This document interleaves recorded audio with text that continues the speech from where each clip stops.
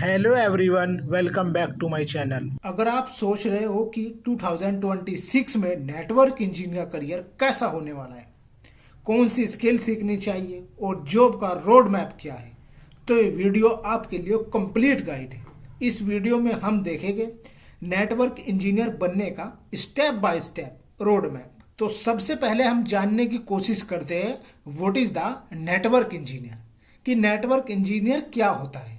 अगर network engineer के बारे में मैं आपको बताऊं सिंपली, नेटवर्क इंजीनियर का काम होता है कंपनी के कंप्यूटर नेटवर्क को डिज़ाइन, मैनेज और सिक्योर करना, जैसे कि इंटरनेट, लैन, वैन, राउटर, स्विच, सब कुछ नेटवर्क इंजीनियर हैंडल करता है। तो आप अच्छी तरह समझ गए होंगे कि नेटवर्क इंजीनियर क्या होता है। अगर मैं और सिंपली भाषा में आपको समझाऊं तो आप समझिए, जैसे कि हमारा ऑफिस एक गुड़गांव में है और एक हमारा दिल्ली में है, वे आपस में कैसे कम्युनिकेट करेंगे, उसी को ही मैनेज करना और डिजाइन करना ही नेटवर्क इंजीनियर का काम होता है। एक और एग्जांपल मैं आपको बताऊं, जैसे कि अगर आपके ऑफिस में 10 कंप्यूटर है तो आप 10 को आपस में कैसे कनेक्ट करोगे? आप इतने पोर्ट्स तो नहीं होंगे। तो उसी के लिए हम करते हैं यूज स्विच। तो स्विच को मैनेज करना, राउटर को मैनेज करना, ये सभी काम जो होता है वो एक नेटवर्क इंजीनियर का वर्क होता है। तो अब इजीली आप समझ गए होंगे कि नेटवर्क इंजीनियर क्या होता है और क्या उसका काम होता है। तो जो हमारा सबसे पहला पार्ट्स होता है वो नेटवर्किंग फंडामेंटल्स होता है। अगर आपने सबसे पहले नेटवर्किंग फंडामेंटल्स क्लियर कर लिए तो समझो आपने आधा नेटवर्किंग कंप्लीट कर लिया और आपको नेटवर्किंग की फुल नॉलेज हो जाएगी।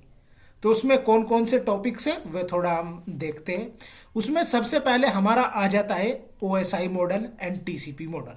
अगर मैं सबसे मोस्ट इंपॉर्टेंट टॉपिक्स की बात करूँ नेटवर्किंग में, तो वो सबसे पहले होता है OSI model and TCP model. अगर आपने ये आपका क्लियर हो गया है ना, OSI model and TCP model, तो समझो आपने आधा नेटवर्किंग यहीं पर कंप्लीट कर लिया एंड आप पूरा फंडामेंटल समझ जाएंगे कि नेटवर्किंग किस तरह से काम करता है। तो ये मोस्ट इंपोर्टेंट पार्ट्स है फंडामेंटल्स का, OSI एंड TCP मॉडल। ये हमारा आ जाता है IP addressing and subnetting.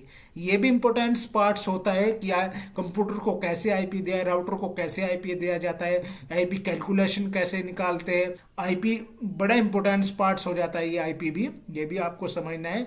Basic fundamentals हम ये आपको बता रहे हैं, उसमें आपको IP एड्रेसिंग, सबनेटिंग ये आपको सीखना होगा। उसके बाद आपका DNS एंड DHCP। चलते हैं आगे। हमारा जो सेकंड पार्ट्स है वो है कोर नेटवर्किंग स्किल, कि जो आपकी कोर नेटवर्क स्किल है वो कौन कौन सी आपको सीखनी है। उसमें कौन कौन सी है? Routing and switching. आपको राउटिंग पता होना चाहिए एंड स्विचिंग पता होनी चाहिए। उसमें कौन कौन से टॉपिक हो जाते हैं आपके? वीलैन आपका हो जाता है, स्टैटिक आपका हो जाता है, डायनामिक राउटिंग इस तरह के हो जाते हैं, RIP, OSPF, EIGRP and BGP। ये जो राउटिंग प्रोटोकॉल होते हैं ये मोस्ट इंपॉर्टेंट्स होते हैं। जो बच्चा राउटर पर काम करता है उनके लिए ये बहुत इंपॉर्टेंट्स हो जाते हैं। रिप, OSPF, EIGRP ये राउटिंग प्रोटोकॉल है, जो राउटर पर काम करता है उनके ये क्लियर होने चाहिए। तो ये कुछ इंपॉर्टेंट पार्ट हो गए राउटर के और स्विच के। उसके बाद डिवाइस की अगर हम बात करें, नेटवर्किंग डिवाइस की, जो मोस्ट फेमस डिवाइस है वो है सिस्को राउटर। फॉर एग्जांपल हम समझते हैं कि जैसे कि हमारा मोबाइल है वो सैमसंग का है, आपका मोबाइल है वो एप्पल का है, तो इस तरह से ना, तो उसकी भी जो सिस्को का जो राउटर होता है, स्विच होता है, जो नेटवर्किंग डिवाइस होती है वे भी इसी तरह कंपनी की होती है। एक सिस्को की होती है, कुछ जूनिपर की होती है, डिफरेंट डिफरेंट कंपनी है। बस मोस्ट जो कंपनी यूज़ करती है वो सिस्को ही यूज़ करती है। सिस्को डिवाइस ही ज़्यादातर मार्केट में चलती है। उसके बाद फायरवॉल जो है ना वो साइबर सिक्योरिटी के लिए यूज होता है। कोई सा भी फायरवॉल आप इसमें से सीख सकते हैं। लोड बैलेंसर कैसे काम करता है वो आपको पता होना चाहिए। नेटवर्किंग डिवाइस के बारे में मैंने आपको बता दिया। अच्छा, तो अब चलते आगे, थोड़ा और आगे देखते हैं। अब हम आ गए पार्ट्स थर्ड पर, जिसमें हम देखेंगे सर्टिफिकेशन। हमारे सर्टिफिकेशन कौन कौन से इंपोर्टेंट्स हैं। तो सबसे पहले मैं ये बात आपको क्लियर कर दूं, जो सर्टिफिकेशन है वो नेटवर्किंग में बहुत इंपॉर्टेंट्स होते हैं। अगर आप किसी अदर कोर्स में जा रहे हो, जैसे कि वेब डेवलपर, डिजिटल मार्केटिंग या डेटा एनालिस्ट, इन तरह के फील्ड्स में आपको ऐसी कोई ज़्यादा रिक्वायरमेंट्स नहीं होती। नेटवर्किंग इंजीनियर में जा रहे हो, क्लाउड में जा रहे हो, या आप साइबर सिक्योरिटी में जा रहे हो, तो इनमें बहुत ज़्यादा इंपॉर्टेंस रखती है आप सर्टिफिकेशन। और कौन कौन से इंपॉर्टेंट सर्टिफिकेशन इसमें होते हैं वो मैं आपको बता रहा हूँ। तो हमारा जो सबसे पहला सर्टिफिकेशन होता है वो हमारा होता है CCNA, जो फॉर बिगनर के लिए होता है। CCNA मोस्ट इंपॉर्टेंट है, इसमें सब आपका फंडामेंटल्स क्लियर हो जाते हैं और आप एक बिगनर लेवल के नेटवर्क इंजीनियर बन जाते हैं। उसके बाद आप मूव कर सकते हैं सेकंड पर, जो है हमारा CCNP।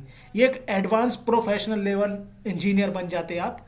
अगर आप एक एडवांस प्रोफेशनल नेटवर्क इंजीनियर बनना चाहते हैं तो आप डेफिनेटली आप नेटवर्क का CCNP कर सकते हैं उसमें।